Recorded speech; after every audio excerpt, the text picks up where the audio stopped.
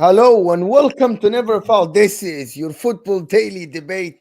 For me, Cass and Sava, Man United are finally Qatari, or are they?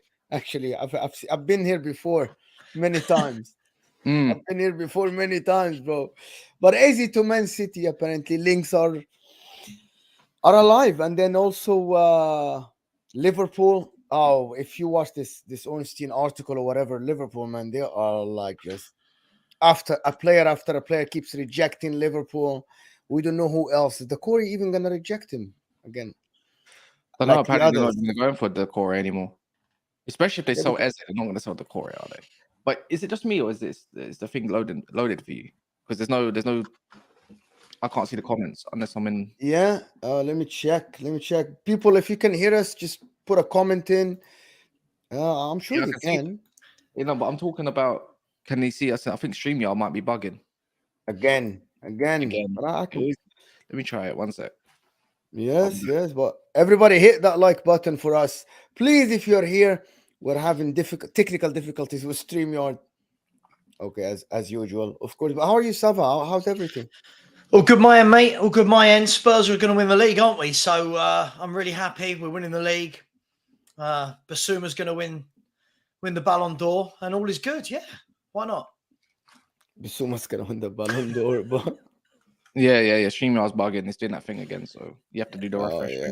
I don't matter. There's 200 of you in here. Make sure you smash the like button, and also Sava's channel's in the description if you like the way he talks. But yeah, man, Eze, there's Ivan Toney as well. He's wanted by a few clubs. Man United are the latest that are going to be in for him. They need an attacker after now Greenwood's not in the plans. And along the sides of that, Chelsea are monitoring Ivan Toney too, who probably would need another attacker at some point during the season. And there's if, buts, and maybes all around Arsenal. So we can already talk about, who he'd suit, who he'd thrive off more, where's the best place for him, and then obviously the rest of the little bits and bobs are surrounding today, which isn't a lot. So, but yeah, man, there's a lot of stuff going on. But really and truly, where I want to start is probably Eze and Man City. Because funny enough, I think it was it yesterday? I think it was yesterday or the day before. And we talk about potential options for Man City after Paquetá's, closed down, and we're saying who's better, Eze or is it Paquetá? We didn't even clock that he's actually 25 years of age.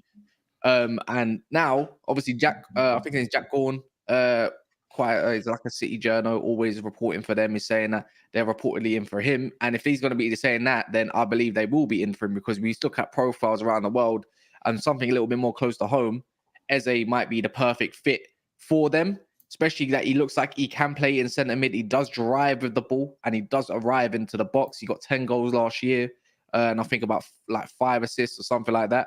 So technically, on a level, he done better than Paquetá, under a team that didn't even score goals compared to a team, David Moyes. You can say they're not actually that much different in terms of anything.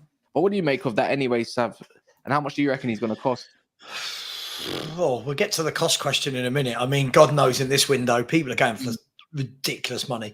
Look, I think Eze's a good player. I think he's one of those that he's a really good player now, but what you'll do is you'll see Pep get him and add more to his game, right? You'll see Pep add more strings to his bow. And that is what Guardiola does, right? He took the same with Jack Grealish, who was a bit of a... I mean, let's be fair. Jack Grealish at Villa was a maverick. Everything went through him. It was all about getting him beating loads of men and whipping the ball in the top corner. Now he's the ultimate team player. We're still utilising his skill set, but he's the ultimate team player that works for the team. I think he'll do the same with Eze. I think Eze can play off the right. He can play through from deep in midfield, attacking midfield. I think I can't see any downside to Man City signing Eze. And let's be fair, the money side of things, does that really bother Man City? I mean, if they whack 70, 80 million on his head, it's Man City, right? It's not like my club going to buy a player where you go, oh, hang on, they've said it's over 60 million. That's us out the water. This is Man City. So look, they've gone after Paqueta. They've not managed to get him. Apparently, they were after Elise. I didn't get him. Makes sense. Eze makes sense for me. I don't know what you guys think, but I think it'd be a great signing and would just cement themselves as the league leaders because just so many options. I like Eze. I think he's an absolutely brilliant player. He switched Man City, drives with the ball, kind of similar to Kovacic, but more skillful. You know, the guy that gets the ball under control, drives with the ball between players, can break the lines with the ball, not with passing. So I like him. But he has this flair about him, like the dribbling in tight spaces, creating things. He hasn't had the output that everybody was like thinking that this guy's gonna get with the age, with the years. But I think it's if there's a coach that will get something out of him, I think it's gonna be Pep Guardiola. I think he suits that system, him and Foden, and when Kevin De Bruyne comes back behind the striker, I think this is a brilliant move for them. I think for me, him and Paqueta, they will suit Man City. They're different type of players, but I think, in my opinion, Eze will suit Man City to the T. In my opinion, he doesn't need David Moyes. He needs someone with more progressive football. Yeah, definitely. Yeah, I think he's actually gonna. I think I saw. Let me check. I think someone said 70 million in the comments. But I'm gonna say they would want more than 70 million. So I'm looking at it now. I ain't seen no price whatsoever. No, there's So actually, no. Here it is. Man City are weighing up a move for Eze. Crystal Palace are expected to demand north of 70 million. We saw the same with Paqueta when he did report it, because he's the same one that did report the Paqueta stuff. So I'm Who's reported it, Kaz? I think his name is Jack Gorn. Okay. Jack Gorn, he works for the Daily Mail, but he's like, I don't look at the paper, I look at the journalist. So even if the Sun's crap, I'm gonna still look at Neil Custis for Man United News. Does it make sense? Even though the Sun are, bozos. But the way I look at it is, I think they're going to end up asking for between 75 and 80 million to secure him, especially this late in the window. They know Man City are willing to put up some money. Crystal Palace, Roy Hodgson might look at Eze. They might even view him as a better version of Paqueta as well, and also a bit just like a year or two younger. So they might think around 80 million might be suitable. And I think Crystal Palace need the money at this moment of time. They can keep an Eze in and around. But I don't know if they really replace Zaha correctly. And I don't think and then also they're going to have to replace Eze as well. And I think with 80 million and the way they like to do business anyways, they're not going to go get 40 million players, but they'll get a few players. They need a right back, in my opinion. Joel Ward stinks. They need an attacking mid after him. And then on the left, I still think they lack attacking threat. And that's up to them to quickly go and get. But in 8 days, 3 signings, I don't think is realistic. But 2 can be realistic. So that's the way I look at it. But if he goes to Man City, I'm pretty sure that gives him options on the right, the left, and in the middle, because he can do either or, right? Yeah, for sure, 100%. But I think his best position will be behind the forward, in my opinion, which is like an attacking midfielder, which is what they need at the moment, especially if Kalvin Phillips stays at the club. Do we see any exchange between Kalvin Phillips and Eze? Do you guys think it's a good idea? Palace has a lot of DMs, but they don't have creative players. But do we see that happening? Maybe no chance. I don't see that happening. I think, look, if you're Kalvin Phillips, your next move, you've got to play, right? I think your next move, you've got to go to a club and go, I slot him right there and I play week in, week out. Where Palace are strong, I thought they did really well against Arsenal with this, was Jefferson Lerma and Doucouré in that kind of double, that two-man midfield. I thought was good. It was strong. I don't think that's the weakness for Palace. I think what Kazza said is right. For me, I think they get 70, 80 million. I think you then go and buy 4 players at 20 million. That's when your scouting comes into play. You get yourself, listen, it's not going to be the big glamorous names, but you go and get yourself, I know he's gone to Bournemouth, but like your Alex Scotts, you go and get these players that come in young, hungry, improve Palace, and then the cycle continues.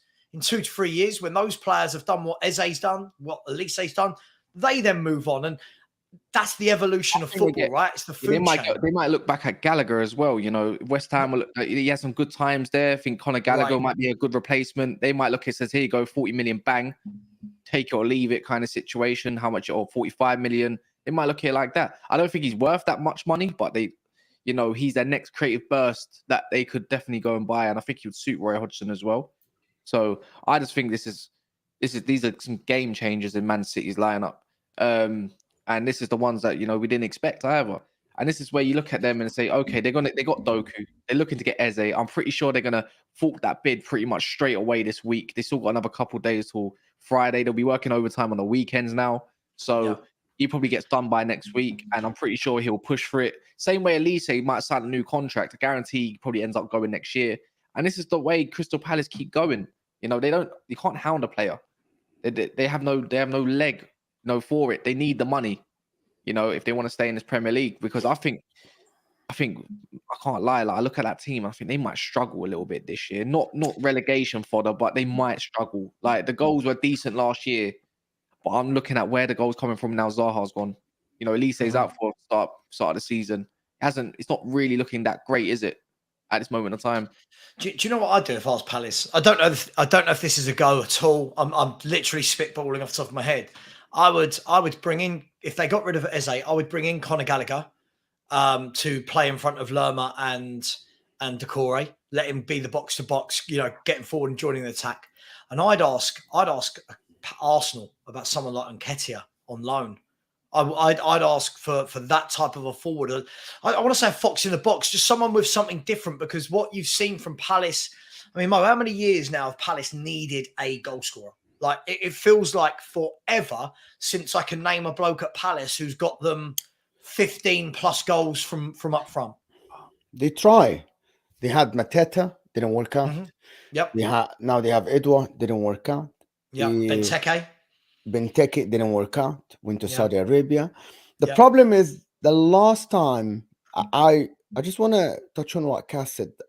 One of the only clubs that I can't remember a big sale that happened to them in the last 5 years is Crystal Palace. Can someone remind me? Have they sold a player like Brighton? Like, even Southampton, they sold Lavia now. They sold Ward-Prowse. Crystal Palace, I can't remember a player they sold for big money in the last 5-6 years. I can't remember her name. Wan-Bissaka would probably be the one, wouldn't he? Yeah, that's 4 years ago. A long time ago. Like 50 million pounds. Maybe they go get Balogun. Maybe they go and try for Balogun and also Gallagher and say that's what we want. But do you think Chelsea will let Gallagher go though? After Nkunku's injury? You think so? Maybe not. Remember, Nkunku is back in January. Yeah, but they've been using Gallagher more as a DM, not even as in attacking mid or anything like that. I think even at Leslie might even get the go ahead eventually over him. I think what you're going to see, Kaz, the next 8. I mean, there's 10 days. You know what? I've been an absolute idiot up until this week. Because I'm going to do a big transfer deadline day show. I thought it was next Thursday.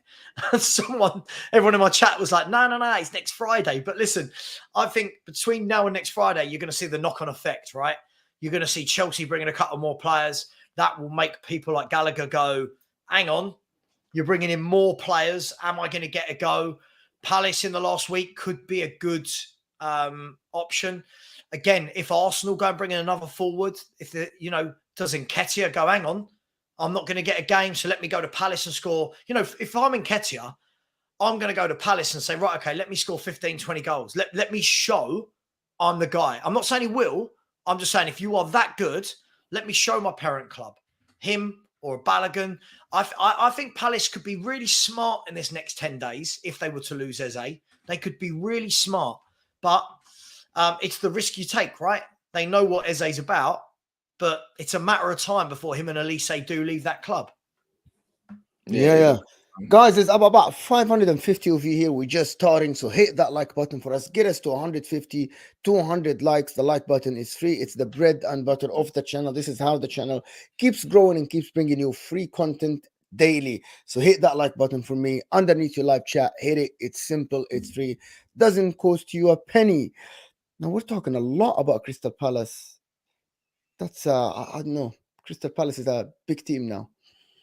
Do we reckon? I want to ask a question. I was listening to a podcast yesterday. Do we reckon Crystal Palace is going to be tough for any team, any of the big teams that goes to Selhurst Park? Yeah, they're organised, right? They're an organised team, and I think one of the beauties of being a team that doesn't have 9 signings every window and doesn't sell 9 players every window is the team is gelled, right? I'm not saying it's a great team, but the team is gelled. That back four knows each other. The midfield knows each other.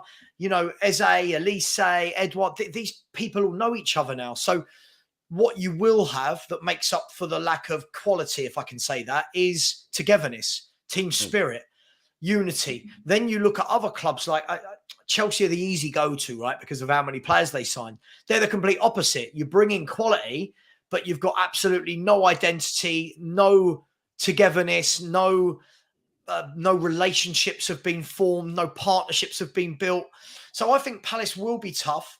I think they will get beaten by teams, but I don't think it's going to be a ground where many people go and batter them 4-5-0. I genuinely don't think so.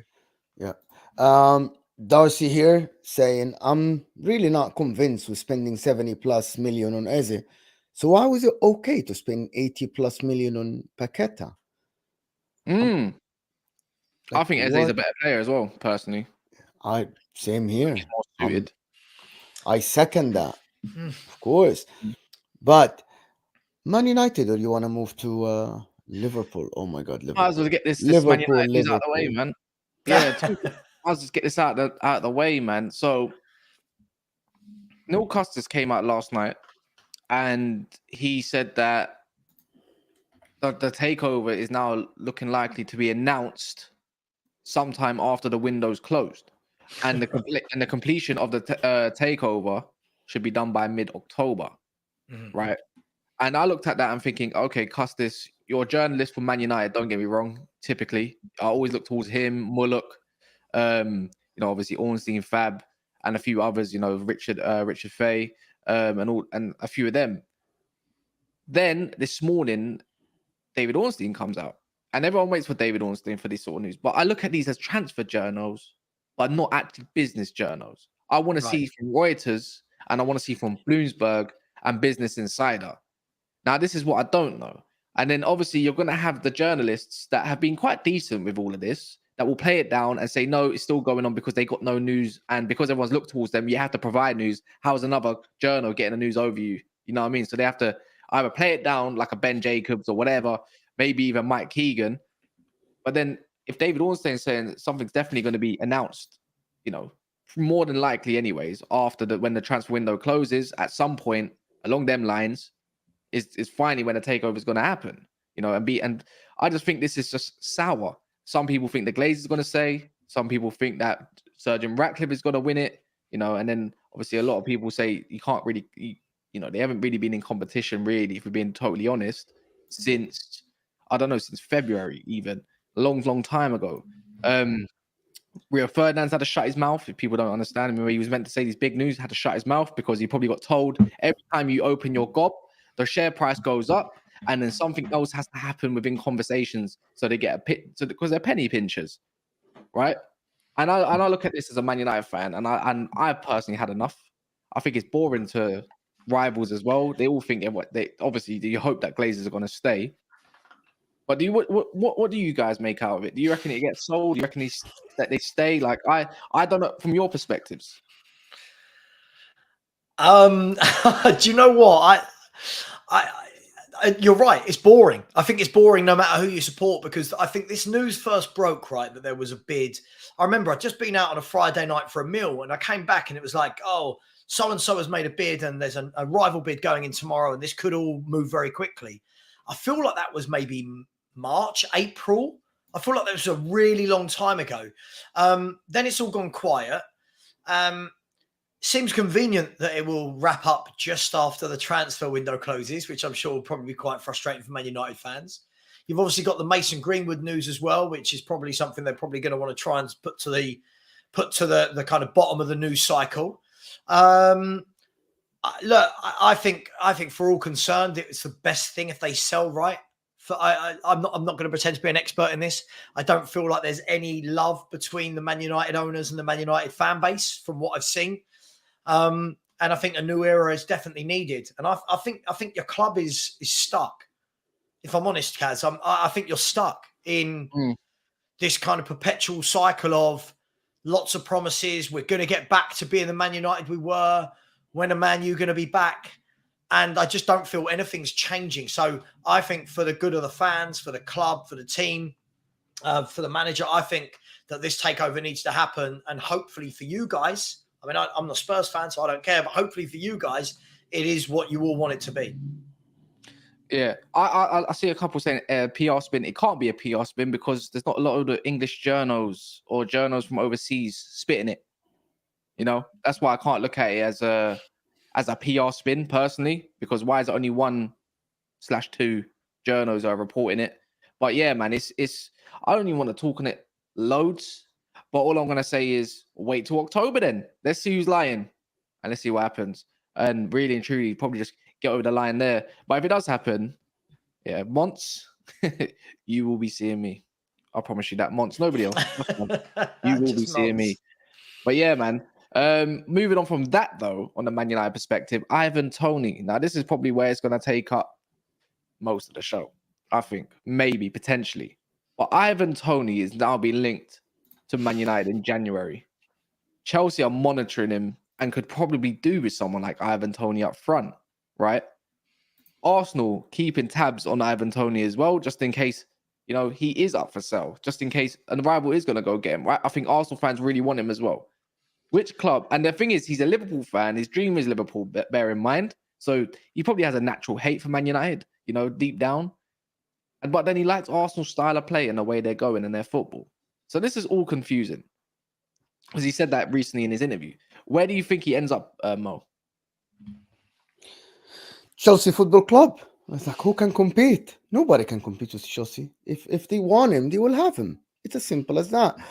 Arsenal have still Nketiah, they have Jesus, they have Havertz, Saka, Reece Nelson, all these guys. They still have Balogun on their books.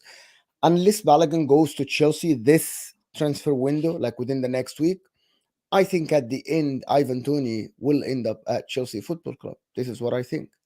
I think at the end, they're going to bid for him the highest money. They're going to offer him the most money. And he's going to go. And I think they need someone like Balogun. Toney in their squad. They need someone like Toney. They need someone big body, can hold up the ball, can score goals as well. I think he suits Chelsea. And I think he adds a lot to their squad. That's what I think he's going to end up. Because as of now, Arsenal still haven't sold Balogun. They want a lot of money. Nobody wants to pay the amount they want. So for me, Toney to the bridge, as Chelsea till I die is saying. Toney to the bridge. I'm not sure, Sava, you want him at Spurs. I know that you. Oh, yeah. By the way, yes, apparently Spurs do want him as well. Yeah, Spurs want everyone. We just don't buy players. Listen, I genuinely don't think... I like Toney. Look, it's so difficult having the Ivan Toney conversation because the guy, nothing can happen with this guy until January. So it feels really mad, the amount of conversation that's happened about this guy for all summer when he's not eligible to sign for anyone. Also, it will be a little bit shitty, won't it? If he gets to January after Brentford have stuck by him and blah, blah, blah, and then all of a sudden, right, see you later, guys, I'm off. But yeah, look, loads of clubs need strikers. We've said this all summer, right? There isn't a lot of strikers out there. I think Man United would want him, definitely. I think I agree with Mo. I think Chelsea just absolutely makes sense. Even when they get Nkunku fit, playing Nkunku off of Toney just seems to make sense. Fake. I don't know. Like I'd like him at Spurs. The only query I would have about that is, does he fit the Ange Postecoglou type system? But let's be fair. We've got Richarlison, so yes, you have Richarlison. Yes, exactly. I was going to say Richarlison. So yeah. Listen, Mo, I'd take you up front over Richarlison. Mate. Don't worry about that. I'd take you and Kaz in a strike force over Richarlison. And then you've got Arsenal. I think you're right. They've got Nketiah. You've got Jesus. You've got Balogun. I suppose the question would be, if he comes in, does he go straight to the front of that pile and then they play it off of him? What happens? So, look, I think the winner in all of this is Toney, right? The winner in this is Toney. He knows people are going to come in and bid for him. I guess it's what's his loyalty to Brentford. Let's be fair, for what he's done here, I think he owes them some loyalty, right, guys? If we're going to look at that, doesn't he owe Brentford some loyalty? He's left them for the first 6 months of the season with no striker, without their best player. So surely his first thought should be, let me get back into this team in January and help them push forward depending on where they are. Sava, that's not the first time this guy insults Brentford. You remember 2 times, Yeah, one on the boat. He's done it before. This is the least of what he did to Brentford, bro. Look, Cole, listen, I don't know. I think that in January, I agree with you. I think there'll be a bit of a bidding war. Chelsea will do what Chelsea do. But let's be fair, if Man U's new owners are in by then you'd like to think they'll have a bit of cash. I can't see. I think Man City and Newcastle are the ones I can't see wanting him. The others, I think, will want him. Newcastle. He's had his stint up at Newcastle, and he don't really have a great relationship with the fans or something like that, according to Kendall. So I can't see Newcastle going in for him, especially when they've already got 2 decent, very good strikers currently at this moment of time. But one of the things that why Chelsea suits him better, because Chelsea are the only club, in my opinion, in these 4 clubs that want him, that actually can play with a 2-striker formation. So Ivan Toney can play next to Jackson instead of Sterling, or can play and Sterling off him. Man United have 1 striker. You have Anthony and Rashford. You just bought a 72 million or 65 million pound striker. What's the difference between Hoyland and Jackson? What's the difference? Be honest. What is the difference in terms of goals and the way they play? In terms of Jackson? Nothing. But what I mean is that would you? Huh? What does Toney do? What? All right, cool. This is where I have to debunk this a little bit. Yeah, I've seen Jackson play now. I think he drops deep. I think he likes to drop deep and get on the ball. What does Ivan Toney do? Likes to drop deep and get on the ball. The thing I've seen with Hoyland, he likes to run in behind. Yes. So technically, when you deep it, if you're thinking about a 2-striker formation and all this kind of stuff, yes, Nkunku would benefit Toney probably a lot more. And Jackson as well. Okay. Yeah, but no. The reason I said that because I don't think like Bruno Fernandes as well, and say, isn't he like an in behind shadow type striker as well? Isn't Hoyland in terms of the way they play and want to get in behind? Wouldn't he not suit that a lot more? Especially that Ten Hag likes to target man. By the way, Pochettino likes his Kane, but that's all we go off of Kane. But he got Jackson. So no. The reason why I said that is that because I don't think Ten Hag will play 2-striker formation, but I think Pochettino might do it. He's already doing it. That's what I think is going to happen, especially with Carney's injury. He's doing it now. Sterling playing next to Jackson. What now, in a 5-3-2? Where did you see Jackson? Playing? Where did you see Sterling? Honestly, where did you see Sterling? That last game. He was on the wing. Yeah. But I get what you're saying, because Carney was shifting a little bit to the left. I get what you're saying. Even when Mudryk came, he tried to play a little bit of a 10. For me, when he played 5 in the back, yes, Sterling shifted to the right a little bit, but he wasn't like just a winger. He was never down the middle, Mo. You said it so yourself. He beat the man, always went to the byline and crossed it in. Yeah, but from inside a little bit. So hear me out. So Mo, yeah, what I mean is is different formation or not? It's not 2-striker formation, but you get what I'm saying. Your whole thing's forward formation. Stop talking then, because your whole thing's rubbish then. It's not a 3-5-2. It's more. Then that sounds more like a 5-2-3. If anything, with Kearney coming in a little bit into the deep in the hole in an attacker mid area and going out wide to the left. So you're saying that he played 3 up top? Well, more time. When I look at where Kearney scored his goal, it was from the left wing. I looked at where Sterling won. He was killing on the right side. I didn't see him anywhere down the middle. I just saw Jackson dropping deep, and I saw Enzo go a bit forward while Gallagher stayed deep. Can I ask a question? Let me say. When Caicedo's in, Enzo's in, Lavia or Gallagher, these 3 midfielders, you will need 2 strikers at that point if you want to fit in the 3. It will be Nkunku and Jackson, or it will be Ivan Toney, and Nkunku will be Ivan Toney and Jackson. That's what I'm looking at. You bought 3 top midfielders, Lavia, Enzo, and Caicedo. You need to fit the 3.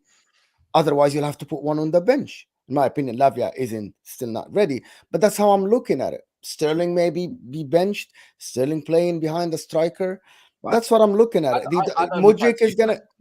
He's not going to do it. He's just... All I'm trying to say is the way I see Poch is a 4-3-3 or 4-2-3-1. He's just got Lavia, Caicedo, Enzo, and he's going to have Nkunku. He's going to have to fit all of them in. Not all of them, but a lot of them. I don't see a 2-striker formation. Even Brentford didn't always play 2-striker formation. They were playing 3-4-3 most of the time. Sometimes 3-1, whatever. And against bigger sides, they'll play 3-5-2. And when Mbeumo was right wing all the time. On the left wing, I can't remember what his name was. Sometimes Vissa and the other dude, right? So that's the way I look at it. I look at now Man United, and you have to look at Ten Hag. And I even look at the way Arsenal play, right? Arsenal play with technically a false 9 that likes to be in and around. You know, strikers, wingers that actually play inside. If anything, if he suits anyone more, he suits Arsenal the most. You know, drops deep, holds up the ball. Martinelli, Saka running on the insides and him feeding them like a Jesus, but except he's got a clinical touch instead and not a guy that boots over the bar or goes wide sometimes. And look at Ten Hag and his philosophy, and even Pochettino and his philosophy. They're probably exactly the same profile. So if anyone suits them the most, in my opinion, it would be Arsenal. But that means Arsenal have to drop Jesus. So? Okay, then. If you think Ivan Toney is better than Jesus. So Jackson goes for half a season, just gets benched because they bring in someone like Toney, where Man United's got a young guy that hasn't played yet, same time, half the season, and hasn't even got a second striker. Just like Chelsea, it's exactly the same thing. You know, Haller was their last recent target man, you know, even go beyond that. But I just think he probably suits Arsenal the most, you know, especially the way Brentford play, quick, electric, fast on the break. I think that's, you know, he could be rotated even. Like, I don't know, again, why is it the logic that only certain teams can have provided quality on the bench, but no other teams can? So, look, De Bruyne is around, but guess what? He's getting benched sometimes. So what? What then? So when it comes to Arsenal, they got Jesus. So what if they got Jesus? Quality players always push quality players in and out the team. Real Madrid do it. Barcelona got it. You know, Bayern Munich got it. There's a lot of quality players. So why can Arsenal not have another quality player? Why can't Jesus? They have Nketiah as well. Yeah, but oh my word. Anyways, you talk about two striker formation. I don't understand what you're talking about. What about Jesus and Toney? That would work. Oh yeah, that would work perfectly. Of course, that would work perfectly if he plays two striker formation. Yeah, it would still work. Can I ask a question? Go ahead, yeah. So, do you not think we're all getting, like all football fans, we're getting a little bit overhyped about a bloke that's only ever got 32 goals in the top flight? Like, I'm not saying he's not a good striker, but I feel like this guy is being talked up to be the Lord and Savior of all football clubs. Starving. Let's be.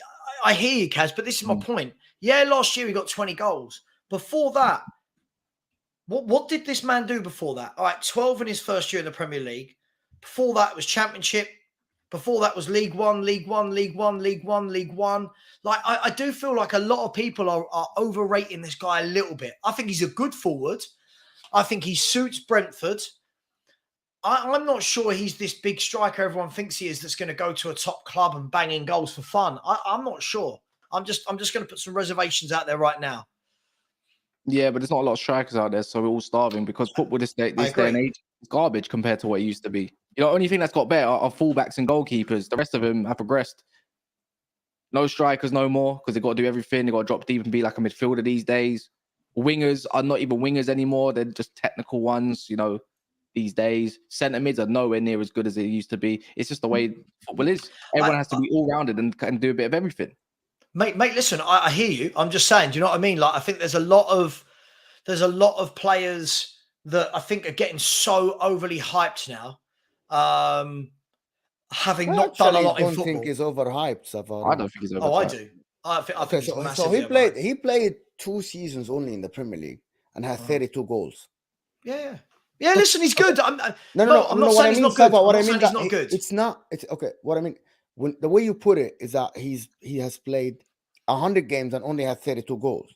He only played 2 seasons in the Premier League, 33 games and 33 games, and he had 32 goals. In my opinion, he was given a chance with Brentford to go to the Premier League, and he scored 32 goals.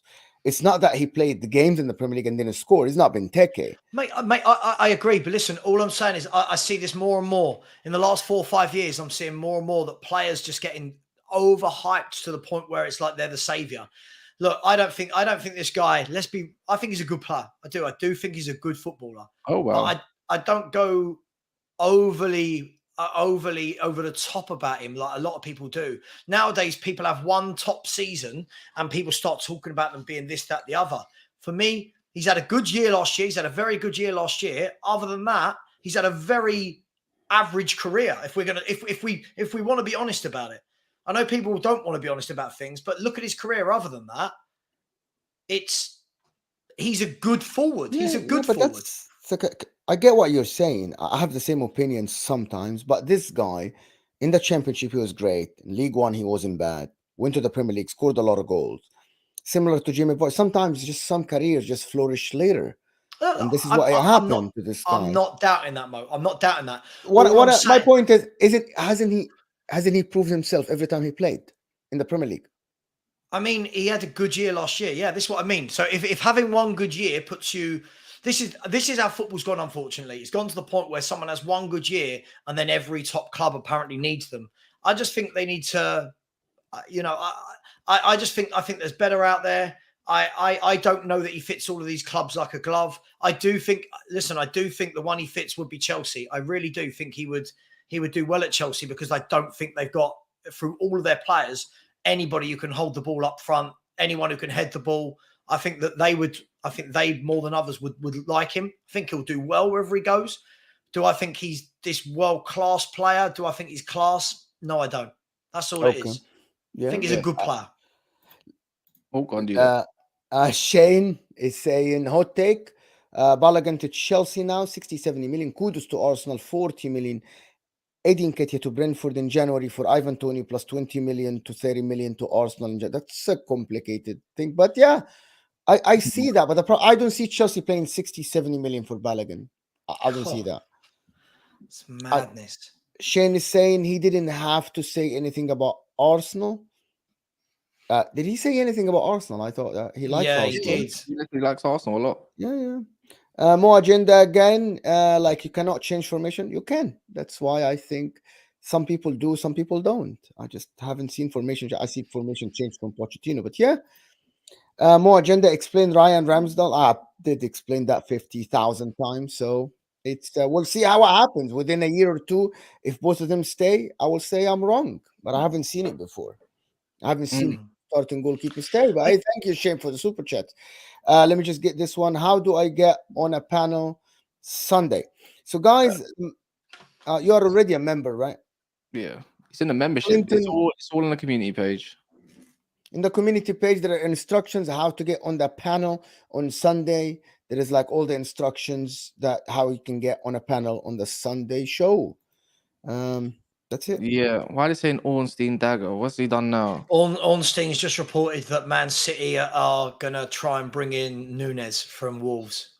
That's not a dagger, though, is it? That's a dagger's when that's just called an Ornstein bomb these days. That's not a dagger. But yeah, they're saying they're looking to explore to get Mateus Nunes. But the only way they're going to get him to City, Wolves are going to entertain it if it's they said they're unlikely to welcome interest so late, but would bring funds to strengthen it in multiple areas that they do need as well. So maybe it's out Eze and Mateus Nunes, or maybe they want both. You know, I think they said they wanted an extra two. We did say they need 2 extra midfielders. You got a box to box there, and then you got a guy who's a bit more attacking. You know, I like Mateus Nunes. I wanted them at Man United last year. People just say no, he plays for Sporting, this, that, and the other. Doesn't realize because you don't watch some good football in your lives and don't know good players. They said same thing for Palhinha. Now he's worth 90 million. Brilliant. But yeah, man. What was he talking about? Yeah, Ivan Toney. I don't know where he's going to choose, but I got a feeling. Yeah, it all depends. It all depends from now till. There's a lot of time till January. But Kaz, can I say, listen, by the way, I'm not saying I don't rate Ivan Toney, by the way. I feel like in this day and age, if you don't say they're brilliant, you think they're rubbish. And if you don't say they're rubbish, then you rate them. It's like I just feel at the moment for me, I'm intrigued to see what he does at a bigger club when the pressure is on. You know, we've seen it before with players, right? I think you guys will both know this. Everyone deep down knows it. When you are a bigger player at a smaller club, we've seen a lot of players that then make that move and you're no longer the main man. You're no longer the main man. That's when it's difficult. So I'm not saying he's not a good player. I think he's a good forward. I'll be really, really intrigued to see where he goes next and to see what his goal output and his all-round game output is like. That's all I've said. Brentford played to him, right? Brentford's formation is what up until obviously the ban is revolved around him. When he goes to a bigger club and it's not all revolved around him, that's when I want to see, does he have the same impact he has at Brentford? And I feel like people go well over the top with that, like as though I'm saying I don't rate him. I do. I'm just not prepared to put these players up there when they've had one good year in the Premier League. I'd say he's had a couple, but I think 12 in his first season is how many of them were penalties? Do you know what I mean? It was all right. It's nothing amazing. Yeah, but I just feel like sometimes strikers come into their own later age, and you got to look out there. There's no sure, but many don't. There's no world-class many strikers don't, out there. Kaz. There's no world-class strikers out there available. I agree. So whatever you're going to get, you have to get into your scouting and look at what it is. Look how many times a Man United or whoever's missed out on a decent player because of the thoughts of maybe how you think, oh, he's not going to do it like this. Can he do it like that? Next year, he goes bangs in like, 20, 22, maybe sometimes 17 goals. And you're like, flipping out, we could have done with that. You know? Especially when your club is starving. Yeah, listen, we'll see. We'll see. I just, what I don't get is any time I'm in a chat and I talk about a player, if I don't literally praise them to the hilt, it's, oh my God, like people link it straight back to Spurs. So I haven't mentioned Spurs. This has nothing to do with Tottenham Hotspur. Like, I am a football fan talking about Ivan Toney and going to other clubs. This has got nothing to do with Tottenham Hotspur. He's a good forward. Let's see where he ends up. Let's see how good he is. We've seen this with so many players down the years, in the last 20 years in the Premier League. These big players, Scotty Parker, top player, goes to a bigger club, don't see anything from him. Stephen Sidwell was the same, right? You could keep, there's loads of these players that keep doing this. Wait, who rated Stephen Sidwell? Mate, listen, when he was younger, he was talked about as being a very, very good player when he was at Arsenal, made the move and got the big move and was never... Listen, I'm just chucking a few names out there, right? I've seen this in my 40 years. I've seen this so many times, and so many fans think that every player is going to be amazing when they move to a bigger club, and it doesn't work like that. It's romantic. It's lovely to think that, but it doesn't work like that for everybody. Bobby Zamora. Everyone wanted Bobby Zamora. He was scoring goals. He made the big move to Tottenham, couldn't handle it. Right? There's players all the way along the journey that have done it. Do you know the player that reminds me the most of this? I'm not saying they're a similar player, but they have the same kind of career, is Ricky Lambert. So about 30 goals, I think, in the championship, went to the Premier League with Southampton, scored like double digits in both seasons, went to Liverpool, and the career just took a dip from exactly the same. Championship, amazing. 2 Premier League seasons, went to a big club, didn't work. So yeah, I get what you're saying. Mo, there's people in the chat are putting some good names in. Danny Ings, for one. Richarlison is another. Ricky Lambert is another. There are so many of these players that they look brilliant at a smaller club. You put them into that big club where there is pressure, because you've got to remember, right? Ivan Toney at Brentford is going to be, it's Toney. He's our man. He's our main guy. Everything's great. Nothing's expected, Mo, right? Nothing's expected of Brentford. There's no pressure on them. You go to a big club now and everyone's going, right, there you go. We need 20, 25 goals from you immediately. No, there's no time to settle in. 20. Now you see what a player is about. Andy Carroll. Someone put Andy Carroll. But again, Andy Carroll, all the hype, got his big move, didn't work. How many players this has happened to? I look at that Liverpool team, in fairness, that Ricky Lambert and Andy Carroll too, and they were buying people like Stuart Downing. They were looking like Stuart Downing and Charlie Adams, and that you're destined to fail anyways. But that's not the point, Kaz, is it? That's not the point. The point is the top players will stand. To be honest, Ivan Toney is more talented than most of these players. All of them. To be honest, we'll see. It's better, to be honest. I think he's a bit of a needle in a haystack at the moment, like personally, because that's how much we're starving for a decent player that can do a bit of everything, fast. I agree. Everything. Yeah, that's the way I look at it personally. But moving on from Ivan Toney, Liverpool are kind of in trouble, aren't they? They don't want to pay Andre's release clause, right? So that's in the bin. Let's forget about him. Maybe January might revisit it. They're looking like Takeover isn't going to be a thing anymore. They're not willing to pay whatever Palace are going to look towards. And obviously with now Eze news coming out, they're going to have to... I don't think Palace will sell both of them at the same time. I think there's no chance in that. That's if they do go in for Eze. So who's next on the list? You know, there was that Paul Joyce. Is it Paul Joyce or James Pearce? I think it was James Pearce. He was even saying that Klopp's content with what he's got at the moment. And Endo might be the end game for their midfield. And they might look towards maybe securing a centre-back. He didn't say that, but that's just me. Maybe that's going to be the case. I don't know why they're being so cheap, but if I'm a Liverpool fan, I'd be fuming. Oh, it's Spurs. Spurs want to sell Højbjerg. So, 25 million will Spurs want to sell Højbjerg now. Can you imagine? But I'm saying, I hear James Pearce lies though, but I'm just saying along the lines of why are you not going to get anyone? You might end up with Ndidi at the end of this window. Ndidi. You never know what else is out there for names that are actually available that we can think of or that we've seen linked. We can only go off players that they've been linked to. Now, the last person linked to, maybe City trying to get Mateus Nunes now might be the paveway of, you know, Kalvin Phillips may be leaving. He might view Nunes to do a better job because Nunes can do a 6 or 8. He's not really a 6, but guess what? He's probably more suited to it than Kalvin Phillips ever was. So the last person that they are linked with is Lord Almighty, Kalvin Phillips. Do you think that's going to get done? I don't know. Kalvin Phillips, bro. Is that where Liverpool is at now?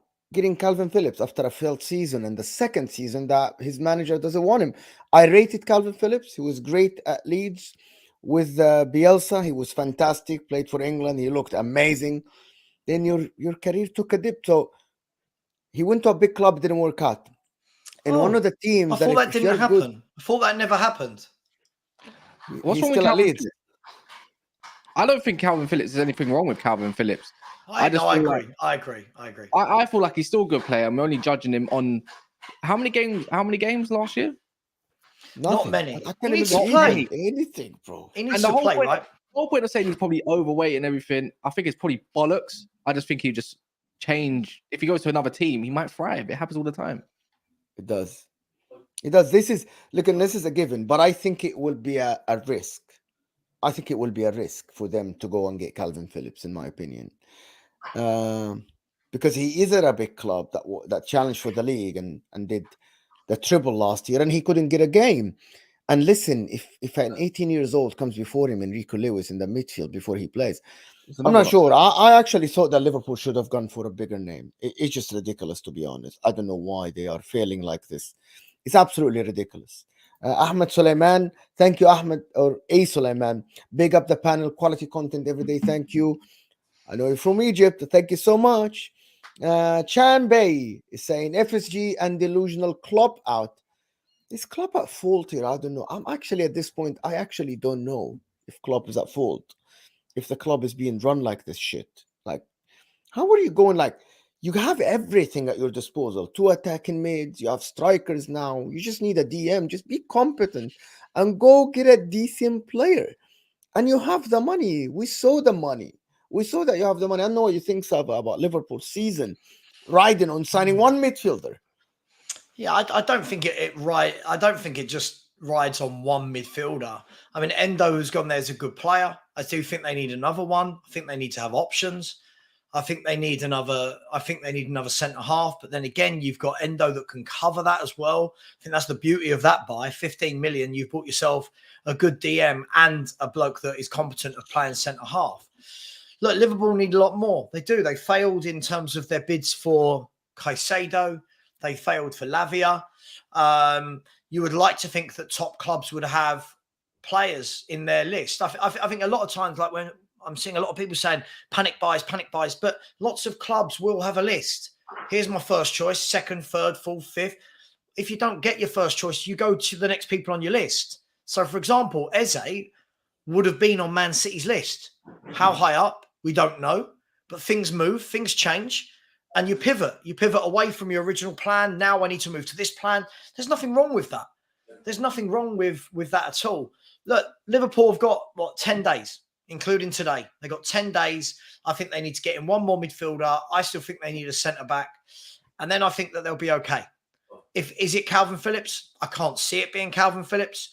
I think Kalvin Phillips, for me, I think he would be wonderful in a team that wants to finish anywhere between 6th and 9th. Is he the main man that can play in a team that are going for Champions League week in, week out? I'm not sure. But he's not a terrible player. He'll do a good job. I think he's a good player still, and I think he's at a good age. And I think he's one of them. I said it yesterday, and I'll say it again. I think he's a player that needs an arm around the shoulder with a manager that isn't like Pep. Pep is great at what he does tactically. He pushes players and he provides tough love, I think, to a lot of these guys and makes them think twice. Like, that's why he wants to work for his pace and stuff. But really and truly, let's face it, it's going to make him keen again, because that's man management. You make them keen even if you don't want to play them. So I look at Klopp and I feel like him having an arm around there, the way he's a bit infectious with his players and the way he protects them and everything. I think Phillips would suit that. They need a bit of a destroyer and a guy that can ping a ball to the left and right wing. Endo's not the guy that's going to ping you to the left and right to set Diaz or Salah off. So that's why I'd say, other than injuries, you can't really say he's been injured too much because he was at the start of the season when they bought him, I think, anyways, in the first place. So he's got over that. He hasn't had game time. We're judging him based off, 2 games, 1 game. Mo likes to do that, innit? He didn't even know what Jeremy Doku was, but all of a sudden he would be a bad signing for City. He thinks he'd fail. But here we are, judging a player that's had an off-season but can't revive their career. He's still got good attributes. I think the thing is, Kaz, as well is it's difficult when you choose to go to a club that has one of the best players in the world in that position. It's a really tough ask to then have that person settle. He's never going to, let's be fair, it doesn't matter how well Kalvin Phillips plays, he is never going to dislodge Rodri. Is it? Like, he's not. Rodri's one of the best players in the world in that position. He's never going to dislodge him. So for me, I think he needs to go to a club where they don't have a Rodri, right? He needs to go to a club where he is their version of Rodri. I'm not comparing him to Rodri before anyone in the chat goes mad. He needs to go to a club where he's going to be guaranteed football, but you are not going to take Rodri's position. Doesn't matter what defensive midfield or quarterback or whatever you want to call it, deep line playmaker joins Man City, they are not removing Rodri from that team. Phillips would have known that. Pep knows it. Rodri knows it. It's just the way it is. So for me, I think he can say, I've won my trophies, and now I would go to a team that's not as good as Man City and play week in, week out. That's what I would do. Maybe even a loan with an option to buy potentially as well. I think City would want their money back. They would want 40 to 45 million, get their money back. Oh, lovely. And just keep it moving from there. That's why I look at Matheus Nunes. He's not a 6, but I think he could do that Rodri role a lot better. They can make a pivot out of him and Kovacic if need be as well. And it would work. It would work. Because they will have someone that will control it. They'll just control the game the way they need to. John Stones will fill in. I think even Mo, you alluded to it, John Stones being like a DM sometimes. People forget that. When John Stones plays and Matheus Nunes, they can control it like that as well. So this is where Pep comes in and proves everyone wrong again. What's the point of having someone that's never available for them like that, the way you want him to be, in the shape you want him to be in, right? And I just look at it as just, he can solve anything that he wants to. And they keep going, Cass, why do you... I did want Phillips at United. I wanted him there last year. I thought he'd been a great signing for us. And, I still think he would have. I think it's probably more suited to what even Ten Hag wants to do now. Rishi says, Mo, what do you think about Locatelli from Juve? He'll be good. He'll be good for Liverpool. He's a destroyer, but also can pass the ball. Italian international. I think he'll be good for them. She never went Juve, though. Never went Juve for me. Yeah, like when he played as a solo, he was like more progressive. He went to Juventus and turned into this tackling players. Yeah, he went into this tackling player. Listen, aggressiveness is great. I think he would suit Liverpool. I think he would absolutely thrive at Liverpool. Regarding Kalvin Phillips, though, I wanted to add something.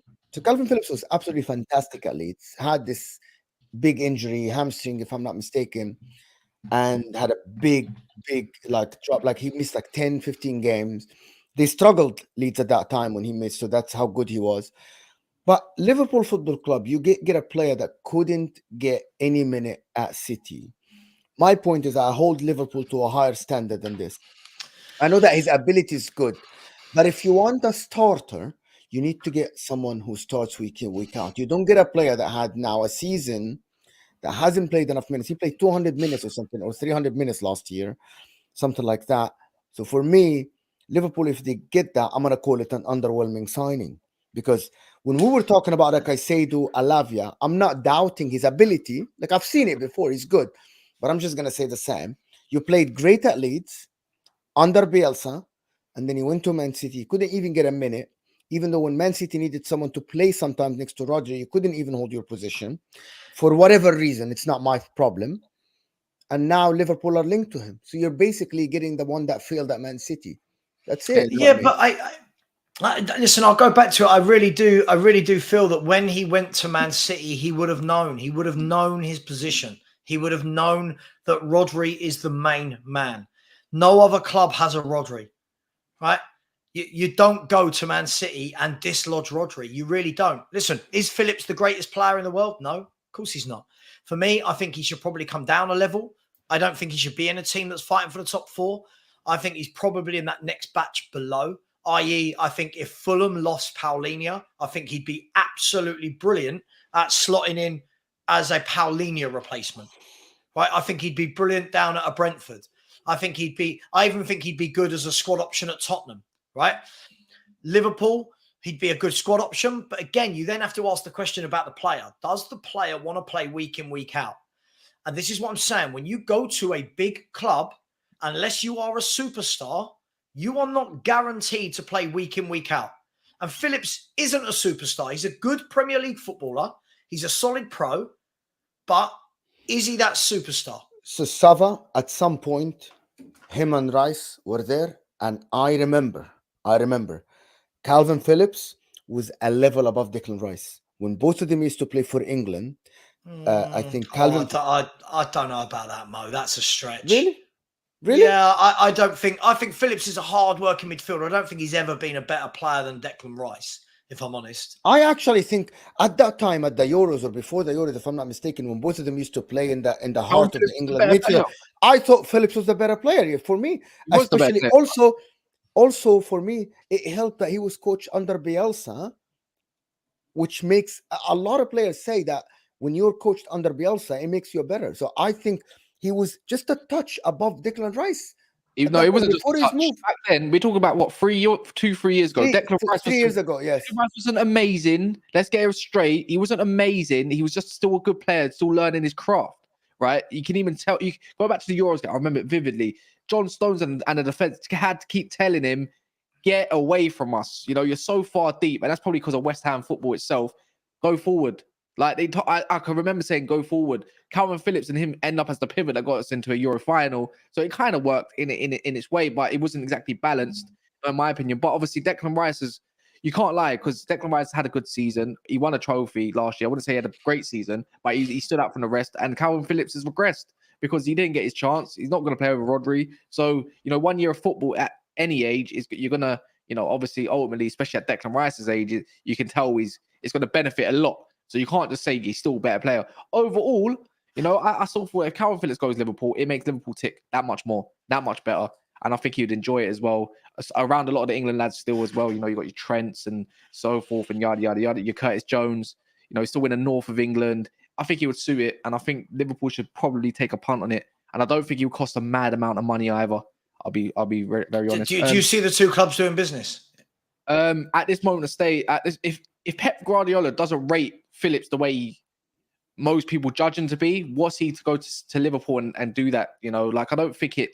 I think Pep don't care about other teams. Like, they wouldn't sell to that club. Obviously, you don't want to strengthen that club, but at the same time, I feel like they're still in different brackets, even if he does go there. I just think Liverpool have a bunch of problems that they need to solve. Why do we only look at known names for transfers and say there is no option? There's so many options in the market. Andy Diouf from Lens, for example. Well, you know about Andy Diouf, but guess what? Not many people do. And I do agree, you got to get your scouting in there to do that bit of business, but we ain't seen any links. That's the only difference. I agree though, only known names are gonna get done. If you're an unknown name, instantly you're shit. So because you're not got Premier League experience and all that yada yada, which is I think that's overrated anyways in itself. But yeah, man, big up for the super chat there. But yeah, I think that's probably, we can wrap it up upon that. Liverpool need to get going. Man United's takeover stuff, who knows? It's boring. Man City are doing bits. It's their time to go and get what they need to get to, provide the season for what they want. And then Ivan Toney mystery, we'll see in January what happens and how much, Brentford might even request for him. Might be a lot.